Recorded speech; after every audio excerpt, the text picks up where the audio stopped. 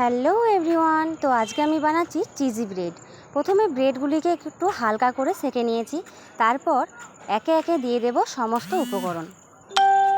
তাওয়াটা গরম করা হয়ে গেলে কিছুটা বাটারটা দিয়ে দিলাম যাতে এটা গলে যায়। তারপর কিন্তু গ্যাসটা আমি হালকা অফ করে দেব, না হলে এই যে বাটারটা রয়েছে সেটা পুরোটাই জ্বলে যাবে, কিন্তু জ্বলে গেলে টেস্টটা অতটা আর পাওয়া যাবে না। এরপর ব্রেডটার কিছু সরঞ্জাম করে নেব, যেমন এখানে ব্রেডের ওপরে আমি বাটার লাগিয়ে নিয়েছি, তারপরে কিছুটা পরিমাণ মেয়োনিজও দিয়ে দিলাম। তারপর যতটা আমার লাগবে আমি এখানে ততটাই দিয়ে দিচ্ছি। এরপর খুব ভালোভাবে এটাকে আমরা ব্রেডের মধ্যে বুলিয়ে দেব।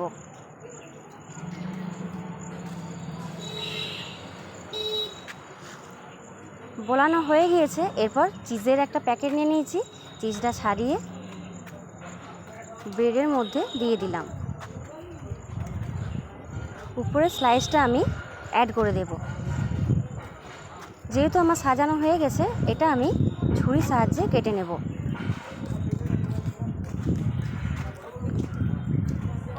আর এদিকে বাটারটাও কিন্তু আমার গরম হয়ে গেছে। এইভাবে পিস করে করে বাটারের মধ্যে ভেজে নেব, তাহলে হয়ে গেল আমাদের চিজি ব্রেড। তো বন্ধুরা, আমার তো টিফিন রেডি। এরপর চলো টিফিনটা গুছিয়েও নিই।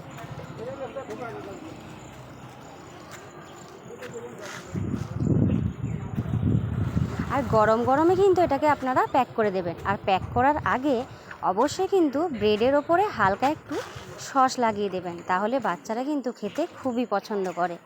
এখন আমি আপনাদের সামনে দেখাবো যে এর ওপরে টমেটোর সসটা লাগিয়ে দিয়েছি, এরপর প্যাক করে দেব। ব্যাস, আমার টিফিন রেডি। ছেলেকে স্কুলে পৌঁছাতে যাচ্ছি। পৌঁছানোর পর যাব একটু রিপোর্ট করাতে। তোমরা অনেকেই জানো যে আমি বেশ একদিন বা দুদিন আগে ডাক্তার দেখিয়েছিলাম, কিছু টেস্ট করতে দিয়েছে, তার জন্যই আজকে বেরিয়ে পড়ব। তো বন্ধুরা, এখনকার মতো